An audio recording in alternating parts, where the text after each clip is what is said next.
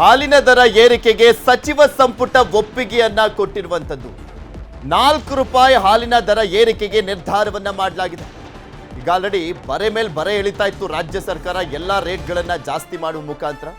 ಮೊನ್ನೆ ಅಷ್ಟೇ ಕೆಎಂಎಫ್ ಜೊತೆ ಮೀಟಿಂಗ್ ಅನ್ನ ಕೂಡ ಮಾಡಲಾಗಿತ್ತು. ಈ ಸಂದರ್ಭದಲ್ಲಿ ನಾವು ಕ್ಯಾಬಿನೆಟ್ನಲ್ಲಿ ಚರ್ಚೆಯನ್ನ ಮಾಡಿ ನಿರ್ಧಾರ ಮಾಡ್ತೀವಿ ಅಂತ ಹೇಳಿದ್ರು ಮುಖ್ಯಮಂತ್ರಿಗಳು.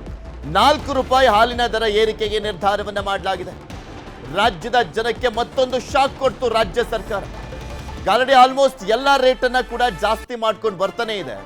ಬರೆ ಮೇಲೆ ಬರೆಯನ್ನ ಹಾಕ್ತಾನೆ ಬರ್ತಾ ಇದೆ ರಾಜ್ಯ ಸರ್ಕಾರ.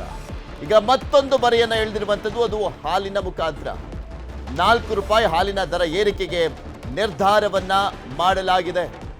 ಸಚಿವ ಸಂಪುಟ ಸಭೆ ಇತ್ತು ಇವತ್ತು. ಸಚಿವ ಸಂಪುಟ ಸಭೆಯಲ್ಲಿ ತೀರ್ಮಾನವನ್ನ ಕೈಗೊಳ್ಳಲಾಗಿದೆ.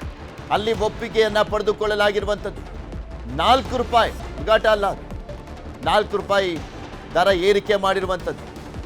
ಯಾಕಂದ್ರೆ ಪ್ರತಿಯೊಬ್ಬರು ಕೂಡ ಮನೆಯಲ್ಲಿ ಹಾಲನ್ನ ಪ್ರತಿದಿನ ಉಪಯೋಗವನ್ನು ಮಾಡ್ತಾರೆ. ಇಂತಹ ಸಂದರ್ಭದಲ್ಲಿ ಎಲ್ರಿಗೂ ಬರೆ ಎಳೆದಂತಾಗಿದೆ ಇದು ಸರ್ಕಾರದ ನಿರ್ಧಾರ.